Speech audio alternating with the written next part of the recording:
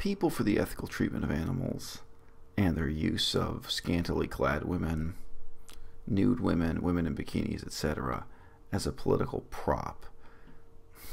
It's an issue that different people have responded to in different ways.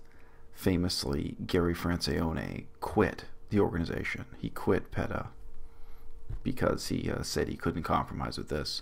I've seen him make various statements to the effect that how can you oppose the exploitation of animals when you're still engaging in the exploitation of women? My perspective on this is, I don't know, a little bit more sex positive, a little bit more open-minded, and a little bit more forgiving.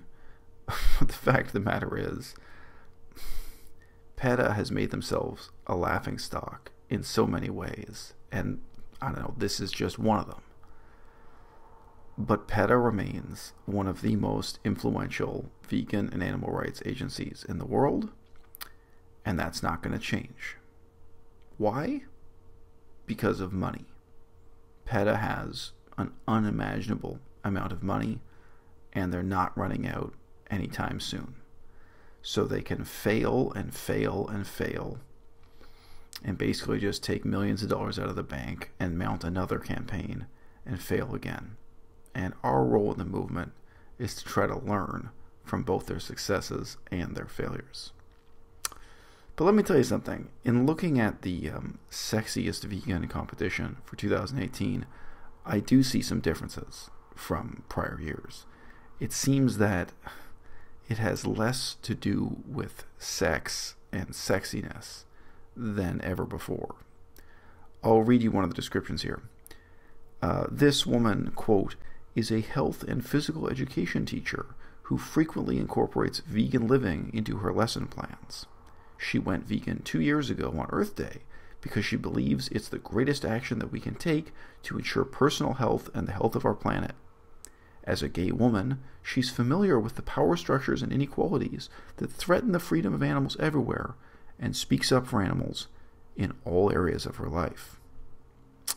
Next contestant, quote, this woman is a sergeant first class in the U.S. Army, and in her work as a recruiter for the Army National Guard, she speaks to people about joining the Army and the benefits of going vegan. She always has PETA pamphlets at the ready to hand out. Her husband, daughter, and son are all vegan, and she shares a Twitter account with her daughter to advocate for the animals. I'm not insulting the particular people who are contestants in this competition when I say that there has been absolutely no attempt to make the competition for Sexiest Vegan in any way sexy. They are given one small photograph each, and I think none of them are sexy, again, regardless of whether or not the person is attractive. And as you can tell from the text I've just quoted, what's being said about them, the basis for the competition, what you're supposed to be voting based on, obviously has absolutely nothing to do with health, let alone sex appeal. Now, I just remind you what are considered very tawdry beauty competitions, like Miss America, this kind of beauty pageant. Those are not strictly about who is sexy or sex appeal. All of them have some pretensions to being a competition to win a position as a spokesperson, a position in leading charities and other moral causes, a certain kind of advocacy, and above all else, they justify their existence, these pageants, in terms of being a scholarship competition, providing scholarships for the young women to go to university of some kind. So there are actually criteria other than beauty and other than sex appeal, beauty being, I think, distinct from sexiness in a lot of these competitions. But people for the ethical treatment of animals have dug themselves into the worst kind of hole here, because this started off being about sex, and now it's become the worst kind of apologetic and yet self-congratulatory embarrassment for the organization. Should this be an award for, I don't know, the most morally superior vegan? for the best vegan activist, for the most influential or inspirational vegan activist, that would be a totally different award.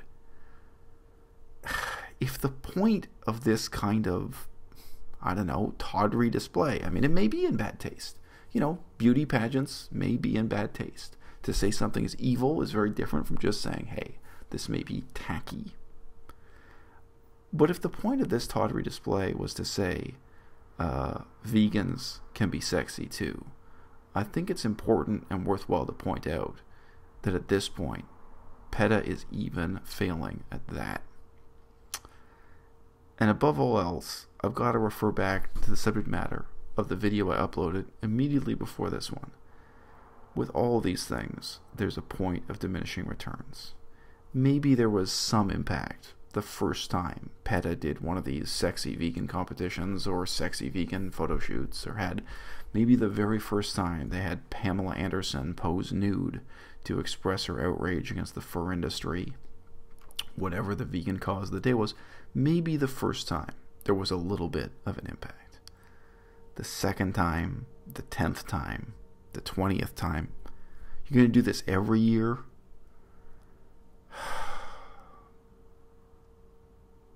We're way past the point of diminishing returns on this, PETA.